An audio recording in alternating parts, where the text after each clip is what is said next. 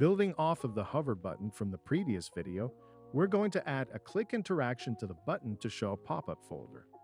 As you can see in the final version of this experience, we can still hover over the button we previously created. However, now when we click on it, we're greeted with a pop-up window and a close icon to exit the window. Although this demo is only turning on the visibility of a few basic objects, you can always create more intricate designs by targeting more objects, folders, or groups.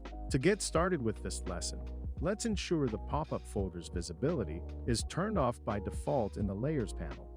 Next, let's navigate over to our original button. As you can see in the subsequent menu, you can add as many different interactions as you want.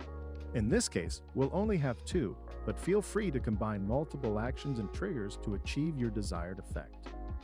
In the previous video, we made sure to check off Use Group as Trigger to trigger the hover object state of the button. Checking this button automatically creates two interactions on the button.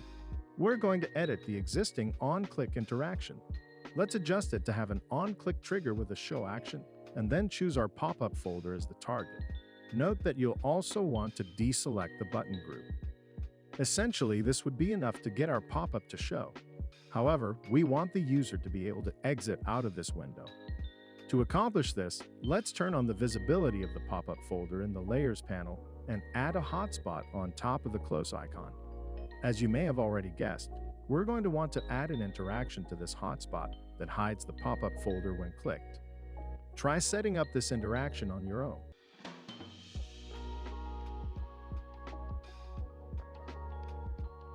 Once you've finished, go ahead and turn off the visibility of the pop-up in your Layers panel. Then navigate back over to your preview to see if your click interaction works as intended.